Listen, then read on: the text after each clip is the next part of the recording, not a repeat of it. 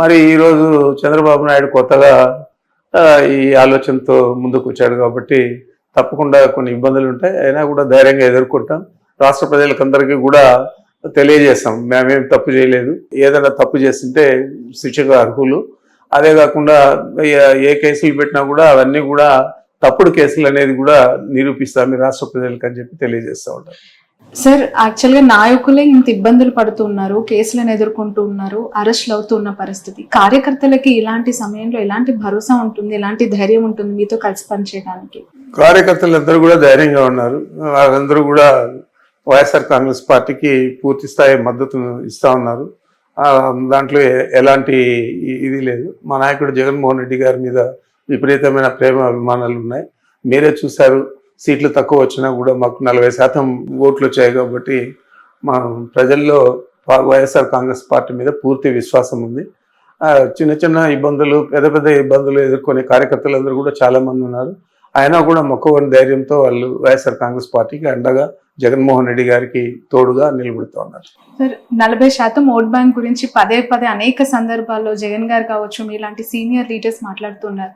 రాబోయే 5 ఏళ్ళు దాన్ని అలాగే కంటిన్యూ చేయటం కాదంటారా? అది తప్పకుండా నిలబడుతుంది. ఎందుకంటే చంద్రబాబు నాయుడు గారే మా ఓట్లు చెక్కు చెదరకుండా నిలబెట్టేదే కాకుండా మాకు విజయానికి కావాల్సిన ఓట్లు కూడా చంద్రబాబు నాయుడే మాకు ఇస్తాడు. ఎంచేతంటే ఆయన హామీలు నెరవేర్చడంలో విఫలం అవడం కానీ, ఆయన దౌర్జన్యాలు పెచ్చుమీరిపోవడం కానీ, ఆయనకు సహించరాని కోపము, ఆవేదన, కుట్ర అన్నీ కూడా ప్రతిపక్షాల మీద అవన్నీ కలిసి తప్పకుండా మాకు అత్యధిక మెజారిటీ సాధించే విధంగా చంద్రబాబు నాయుడే దోహదపడతాడు. జగన్ గారికి సెక్యూరిటీ విషయంలో అనేక ఆరోపణలు చేస్తూ ఉన్నారు, రిక్వెస్ట్ చేస్తున్నారు, హైకోర్టుకు కూడా వెళ్ళారు. ఎలా చూడాలి ఈ ఇష్యూని? నిజంగానే కావాలని చేస్తుందంటారా ప్రభుత్వం? ఒకవైపు నిజంగానే కావాలని చేస్తుంది. ఎందుకంటే మా నాయకుడికే కాదు, మాలాంటి వారికి కూడా, నేను 7 సార్లు శాసనసభ్యుడిగా ఉన్నాను, మంత్రులుగా పనిచేశాను. సీనియర్ నాయకుడు అని మీరే అన్నారు. మరి మాలాంటి వాళ్ళకు కూడా 1+1 సెక్యూరిటీ ఇవ్వడం అనేది చాలా విడ్డూరంగా ఉంది. మేము కూడా కోర్టుకు వెళ్ళాము. అంటే జగన్ గారు మొన్న మాచర్లకు వెళ్తున్నప్పుడు కారులో నుంచి బొద్దింకలు వచ్చాయి, పురుగులు వచ్చాయి అని చెప్పి అన్నారు. అది వాస్తవమే అంటారా? అది వాస్తవం కాబట్టి ఆ బండి దిగి మామూలు బండిలో వెళ్ళాడు. మీరంతా కూడా గమనించుంటారు. అది ఎందుకు పనిచేయని ఒక బీపీ అంటే బుల్లెట్ ప్రూఫ్ కార్ ఇచ్చారు. మరి అలాంటి దాంట్లో ఎలా ఆయన ప్రయాణిస్తాడు? మరి అందుచేతే మామూలు వెహికల్లో వెళ్ళాడు, క్షేమంగానే తిరిగి వచ్చాడు. రైట్ సార్, ఈ రికార్డుల ధ్వంసానికి సంబంధించి అసలు ఎందుకు ఆ ఇష్యూని లేవనెత్తాల్సి వచ్చింది? నిజంగానే రికార్డుల ధ్వంసం అంటే రికార్డుల ధ్వంసం జరిగిండొచ్చు.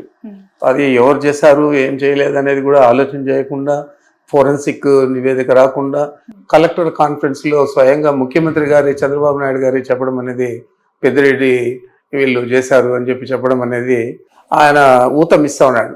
ఈ పెద్దిరెడ్డి మీద ఈ కేసు మోపండి అని చెప్పి. మరి ఆ విధంగా కాకుండా నేను ఒకటే అడుగుతా ఉన్నాను, రెవెన్యూ రికార్డ్స్ మిగతా డిపార్ట్మెంట్ల కంటే భిన్నంగా ఉంటాయి. తహసీల్దార్ ఆఫీసులో ఆ మండలానికి సంబంధించి ఉంటుంది, డివిజన్కి సంబంధించి ఆర్డీఓ ఆఫీసులో ఉంటాయి, జిల్లాకు సంబంధించి కలెక్టరేట్లో ఉంటాయి, రాష్ట్రానికి సంబంధించి గవర్నమెంట్లో ఉంటాయి. Same record. మరి ఈ మధ్య ఇంకా ఇవన్నీ పెట్టారు కాబట్టి కంప్యూటరైజేషన్ ఇవన్నీ కూడా వాటిలో కూడా నిక్షిప్తమై ఉంటాయి. మరి ఇవన్నీ తెలుసుకోకుండా అక్కడేదో జరిగిందని చెప్పి పోతే దాన్ని వాళ్ళే చెప్పారు, రీట్రీవ్ చేశాము, అన్ని రికార్డులు కూడా అక్షేమంగా ఉన్నాయని చెప్పి ప్రభుత్వమే చెప్పింది. మరి ఏమి కొంపలు మునిగాయని చెప్పి హెలికాప్టర్లు డీజీపీని పంపించి ఇదంతా చేశా అంటే డైవర్షన్ పాలిటిక్స్.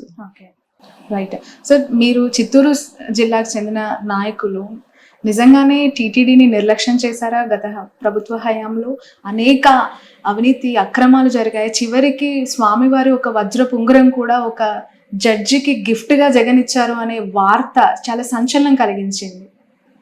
అలాంటి దుశ్చర్యకు ఎప్పుడు కూడా జగన్మోహన్ రెడ్డి గారు పాల్పడాడు. వారికి క్రిస్టియానిటీ మీద ఎంత ప్రేమ ఉందో అంతే ప్రేమ హిందూయిజం మీద కూడా ఉంది. హిందూయిజాన్ని గౌరవించేది కాదు, ఆయనకు భక్తి ఉంది. దేవాలయాలన్నీ కూడా సందర్శిస్తాడు, స్వాములందరినీ కూడా పీఠాధిపతులందరూ కూడా కలుస్తాడు. అదే కాకుండా మీరు చూశారు, సుందరీకరణ పేరుతో అనేక దేవాలయాలన్నీ నేలమట్టం చేస్తే విజయవాడ పట్టణంలో అవన్నీ కూడా పునర్నిర్మించిన ఘనత జగన్మోహన్ రెడ్డి గారు. Okay, right. ఎమ్మెల్సీగా బొత్స గారు నిలబెట్టారు. ఎలా ఉంటుంది సార్? ఎంత బొత్స గారు- ధీమాతో ఉన్నారు? ఎందుకంటే ఎలక్షన్స్ చాలా జరిగి కొన్ని రోజులు, ఇంకా 3 నెలలు కూడా కంప్లీట్ చేసుకోలేని అయినా మాకు పరిస్థితుల్లో సంఖ్యాబలం ఎక్కువ ఉంది కాబట్టి తప్పకుండా బోచా గారు మంచి మెజారిటీతో గెలుస్తారు పక్క. ఎందుకంటే అక్కడ ఆల్మోస్ట్ మొన్న వచ్చిన రిజల్ట్ ఒకసారి అబ్జర్వ్ చేస్తే వైసీపీ చాలా గడ్డు పరిస్థితులు ఎదుర్కొంది. పర్వాలేదు, అయినా కూడా మాకు ఎంపీటీసీలు కానీ జెడ్పీటీసీలు కానీ కార్పొరేటర్లు కానీ సంఖ్యాబలం ఎక్కువ ఉంది కాబట్టి తప్పనిసరిగా మంచి మెజారిటీతో గెలుస్తారు. రైట్. వైసీపీ నుంచి కొంచెం పక్కన పెడితే సార్, మిమ్మల్ని ఒక క్వశ్చన్ అడుగుతాను పర్సనల్ గా. చాలా సీనియర్ లీడర్ గా మీ అబ్జర్వేషన్ ఏంటి? వస్తున్న నాయకులు చేరుతున్న పార్టీ జనసేనగా ఇప్పుడు మారిపోయింది, టీడీపీని ఆప్షన్ గా ఎంచుకోవట్లేదు అని చెప్పి కొంతమంది నాయకులు మాట్లాడుతూ ఉన్నారు. ఎందుకు జనసేన ఒక హ్యాపెనింగ్ పార్టీగా కనిపిస్తుంది అంటారు అలాంటి లీడర్స్ కి? ఆయన నాయకత్వం మీద అందరికీ కూడా గౌరవం ఉండొచ్చు. అదేవిధంగా చంద్రబాబు ఈ ప్రజా వ్యతిరేక కార్యక్రమాలన్నీ కూడా ఎక్కువ చేస్తూ ఉన్నాడు కాబట్టి ఆయన తెలుగుదేశం పార్టీలో చేరడానికి ఇష్టపడకపోవచ్చు. దానికి కారణాలు ఏవైనా కానీ వాళ్ళందరూ కూడా ప్రతిపక్షంలో ఉన్నట్లే. సార్, 2024 ఎన్నికలు కేవలం పవన్ కళ్యాణ్ యొక్క ఎఫెక్టివ్ వల్లనే ఈ రిజల్ట్ అంటారా? మీ అభిప్రాయం? 100%. దాంట్లో ఏం సందేహం? పవన్ కళ్యాణ్ వల్లనే 100%. అటు వైసీపీ ఓటమి, అటు కూటమి గెలుపు. 100%. అంతలాగా పవన్ కళ్యాణ్ ఇన్ఫ్లుయెన్స్ చేశారంటారా AP politics? AP politics influence చేశాడా లేదా అనేది కాదు, వారికి సంబంధించిన సామాజిక వర్గం అంతా కూడా ఆయనకు గట్టిగా మద్దతు ఇచ్చింది. ఆ మద్దతు తెలుగుదేశం పార్టీకి ఉపయోగపడి ఎన్నికల్లో గెలవడానికి కారణభూతులే. ఓకే సార్, టీడీపీ పార్టీకి కమ్మ సామాజిక వర్గం బలం, జనసేన పార్టీకి కాపు సామాజిక వర్గం, మరి వైసీపీ పార్టీకి ఏ సామాజిక వర్గం? ఒకవేళ నిజంగానే అది నమ్మి ఉంటే ఈరోజు ఈ రిజల్ట్ వచ్చేదా అంటే? లేదు, రెడ్లంతా కూడా చాలా మంది వ్యతిరేకం చేశారు. కారణాలు ఏవైనా కానీ రాబోయే రోజుల్లో మంచి ఫలితాలు వస్తాయని చెప్పి ఆశిస్తాను. రైట్. ఫైనల్లీ మొన్న రీసెంట్ గా తిరుమలని బండి సంజయ్, కేంద్ర మంత్రి, మీకు తెలిసి ఉంటుంది, తెలంగాణకు సంబంధించిన ఎంపీ. సో తను దర్శించుకున్నప్పుడు ఎర్రచందనం స్మగ్లర్ వీరప్పన్ వారసులు ప్రభుత్వం నుంచి పోవటం మంచి పరిణామమే, దీన్ని నేను స్వాగతిస్తున్నాను అంటూ మాట్లాడడం. అతనికి ఓనమాలు తెలియవు మా జిల్లా గురించి, మా ప్రాంతం గురించి. ఆడెవడో ఏదో ఎత్తిస్తే అది మాట్లాడాడు. ఇదే చంద్రబాబు నాయుడు వాళ్ళ శాసనసభ్యులే 2014లో పోటీ చేస్తే పీలేరులో కిరణ్ కుమార్ రెడ్డి తమ్ముడు కిషోర్ కుమార్ రెడ్డి ఈరోజు శాసనసభ్యుడిగా ఉన్నాడు తెలుగుదేశం పార్టీలో. అతని గురించి పబ్లిక్ మీటింగ్లో ఎర్రచందనం స్మగ్లర్ వీరప్పన్ అన్నాడు. మరి ఆ వీరప్పన్న ఇప్పుడు వాళ్ళ పార్టీలో శాసనసభ్యుడిగా చేసుకున్నాడు. మేము రెడ్ శాండిల్ స్మగ్లింగ్ అనేది ఎంకరేజ్ చేయలేదు. నేను ఫస్ట్ టైం శాసనసభ్యుడు అయినప్పుడు రాజశేఖర గారు ఉన్నప్పుడు దాదాపు 370 వెహికల్స్, కొత్త వెహికల్స్ ఫస్ట్ టైం కొనిచ్చాం. అంతవరకు పాత బండ్లు ఇండిపెండెన్స్ అప్పటి నుంచి ఉండేటివన్నీ ఉన్నాయి తప్ప కొత్తవి లేవు. కొనేదే కాకుండా 24 DFOలు అంటే